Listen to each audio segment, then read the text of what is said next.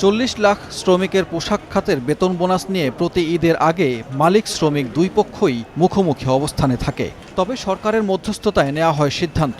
করোনার 2 বছরের খরা কাটিয়ে এবার পোশাক খাতের গড় রফতানি প্রবৃদ্ধি 30% মতো। রাশিয়া ইউক্রেন যুদ্ধের প্রভাবও সামান্য। এ অবস্থায় ঈদ উল ফিতর সামনে রেখে মালিক পক্ষ বলছে, এবার মাসের শুরুতেই ঈদ হওয়ায় বাড়তি চাপ পড়বে তাদের উপর। 50% দিবে, এটা এগ্রি, মানে ম্যাক্সিমাম ফ্যাক্টরি এগ্রি করতেছে। বাদ বাকি 50% ঈদের পরে আসার পরে আমরা দিয়ে দিব।